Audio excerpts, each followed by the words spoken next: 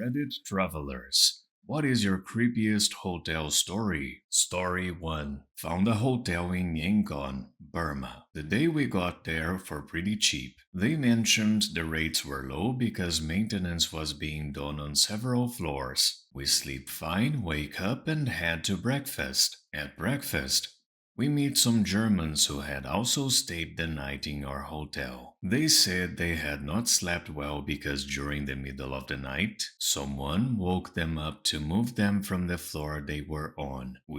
Us and the Germans, found out later that they had been moved because they were on one of the levels reserved for maintenance, and part of the maintenance included gassing the rooms for bugs. During the middle of the night, they were just going around the rooms, shoving the gas nozzle or whatever under the doors and letting them run. Wound up unaliving the two people next to the Germans before they realized they had accidentally booked people on that floor. We weren't on that floor, thankfully, but it has always stuck with me how seemingly easy it could have been to have gotten mixed up in that. Opinion. Good night. Sleep tight.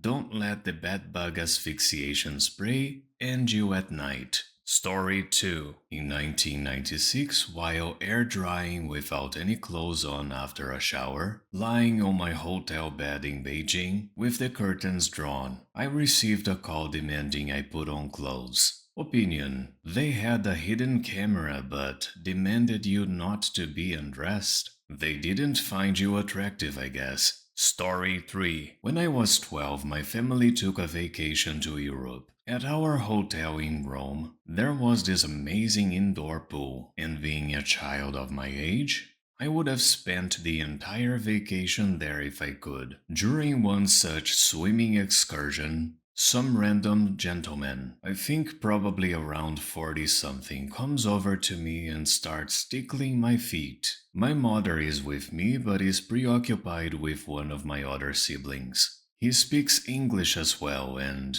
starts teasing me for being ticklish and telling me how I am simply adorable. Through my giggles, I kept shyly asking him to stop. He doesn't, and just keeps teasing me and touching my feet and lower legs. This went on for maybe 2 minutes tops before my mom sees what was happening and goes into super protective mode and tells him to back the F off. Opinion. Man, that's creepy. Just a few seconds of distraction was all it took for a creep to do something inappropriate to her child. Story 4. When I was 12, I was staying in a hotel with my mom on a road trip. We were in the middle of nowhere in Texas, at a hotel that had a decent rating in our guidebook and was really cheap, so we went for it. In the middle of the night, the owner knocked on the door and told us we had to leave because he wanted the room for someone else. My mom was outside arguing with him while I was gathering our things, and I was terrified because I heard him start yelling. I looked out the window and saw about half a dozen bikers in vests appear out of nowhere, maybe in a nearby room, and start confronting the owner. My mother came inside quickly and we watched them start harassing the guy, saying things like, "She paid to be here. You are going to let her stay tonight. We don't want to ever hear stuff like this from you again." And the owner was saying things like, "I don't want any trouble." Everybody left fairly quickly and we didn't ever hear anything about it the next day at the checkout. We weren't able to sleep very well because we were so shook up, but it was better than getting in the car again. Thank you. Anonymous Biker Club. Opinion. As a member of a motorcycle club, I am not surprised by their willingness to help. There's a lot of prejudice against us, but everyone I know from these clubs are good people who are always ready to lend a hand. Story 5. I arrive at a secluded coastal hotel south of Marmaris, Turkey, around 2 a.m. It had been a long day in Istanbul, followed by a flight and long bus ride into Marmaris, where I haggled with non-English speaking taxi drivers who were not even aware that this small resort existed. When the taxi pulls up to the hotel, it's on fire. When the owner standing out front sees us, he opens the taxi door excitedly. You come, I have a nice room for you. I point out that the hotel is on fire, but he simply gestures and says, Small fire, no problem.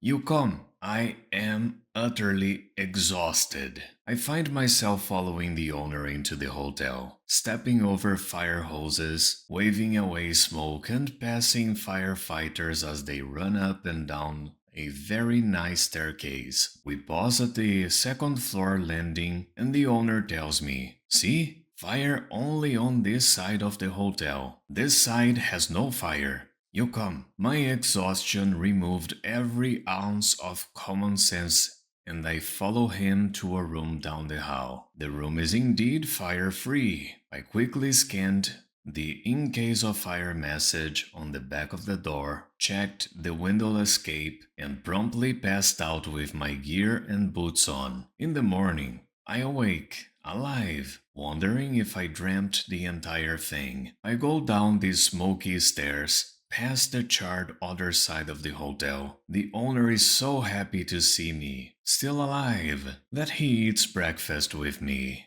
I went back a few years later and the hotel had fully recovered. Opinion. Honestly, that's pretty amazing customer service. The guy's place is on fire, yet he still takes the time to greet guests and provide great service. Story 6. Stayed in a B&B in Pennsylvania. That seemed cute enough. They did have a wall of antique dolls in the main room, but otherwise no signs of weirdness. That's until we were settled in the room. I noticed some scratches on the floor near a bookcase, and after some inspection realized it was a secret door. When I asked the owner, who gave a creepy vibe, if it worked, he said yes and showed me that it opened to their office, which was a cluttered room with a computer and piles of stuff. It had a lock on their side, and when I asked if there was a lock on my side, he smiled and said no. When I showed some concern that there was an unlockable entrance to my room that was camouflaged, that they didn't tell me about, he just kept smiling. So that night, no intimacy with my partner for fear of cameras, and I barricaded the effing door and barely slept. Edit. It was many years ago, before social media, so we are racking our brains to remember the name. It was near New Hope, Pennsylvania, is all we can remember at this point. New Hope is lovely except creepy place. Opinion. That's straight out of a Bates Motel scenario. Story 7. In Mexico, my girlfriend and I stayed a night in a hut in the jungle. No running water, no electricity. As we are from Central Europe, we are not used to dangerous wildlife. Spiders, scorpions, etc. There was a beautiful cenote nearby, and at some point it rained like crazy. The daytime was amazing, the night not so much. In our hut was a bed with a mosquito net with huge holes in it. It was pitch black in the hut. As we lay down and got comfortable trying to sleep, I felt a bit creeped out and decided to check the hut for insects with my phone's flashlight. Bad idea. There were hundreds of big spiders all over the walls and ceiling. Not the best night's sleep I had. Wrapped up like a mummy, every piece of clothing we had with us. Opinion. You gotta look at the bright side. I bet there were no mosquitoes in that house. So that's good, I guess. Story 8. Family vacation, 1 a.m. My brother and I had just finished watching The Shining on TV. Neither of us had seen it before. We heard someone trying to open our door. No one else was supposed to have keys. Someone tried to swing open the door, but the hotel lock stopped them. They kept trying to open it multiple times, banging the door against the lock. After a few tries, they gave up. The hotel desk clerk accidentally entered the wrong room for their keycards. It was probably the best way I saw The Shining. I can't be scared more than that from that movie. Opinion. Watching a horror movie and then having that creepy door incident happen right after. That's the kind of immersion nobody looks for. Story 9. A friend and I once stayed at a pretty fancy B&B for the night. The lady who owned it was absolutely lovely, but would appear out of nowhere. We would be sitting alone in a large room with one doorway, and suddenly she was in the room with us. Either this place had secret doors or something really creepy was going on. She seemed to know things that we had said or done as well. The thing that tripped us out the most was hearing someone trying to open our door during the night. She was super lovely and the building was beautiful, but we were relieved to check out the next morning. Opinion: she was definitely a ghost. Story 10. My mom was traveling for work and sat next to a man, fellow business traveler. On the plane, they had a casual conversation and exchanged business cards. Later that evening, she's in her hotel watching TV and gets a phone call from the front desk that her husband is here and they want to know if they can give him a key to the room. Turns out the creep on the plane was pretending to be her husband to try to get into her room. Opinion: Jesus. I'm glad they checked with her first, and I hope they called the cops on him. Story 11. It wasn't ghost creepy, but just a little PSA for you jittery folk out there. If you're going to Japan and booking an Airbnb, make sure it isn't one of those tiny, post-war era homes. I booked one like that last year when I went to Kyoto, quietest neighborhood I've ever been to. And it was a second home that the owner leased out, so I was the only tenant for my 3-night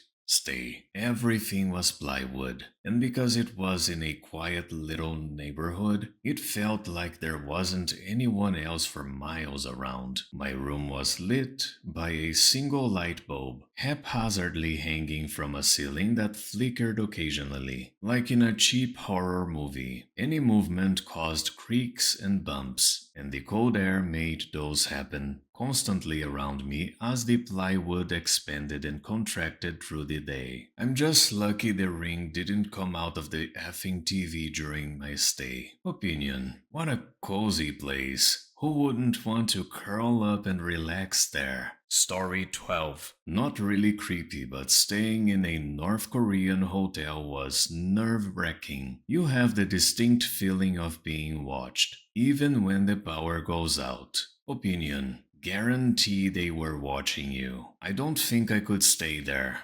Not now, not ever, unless by some miracle the regime falls and the borders are opened. Story 13. Was staying in a youth hostel in Tel Aviv as a teenager, and I remember being woken up in the middle of the night and someone saying, "It's okay, don't worry, go back to sleep." I think I wasn't really fully awake, more of a half-awake state. Anyway, when I got up in the morning, found out my wallet had been stolen. Opinion: what a kind and caring thief. Didn't want to ruin your sleep, but was completely fine with ruining your day. Thank you so much for watching. Don't forget to like, subscribe, and activate the bell button to receive notifications to my latest videos.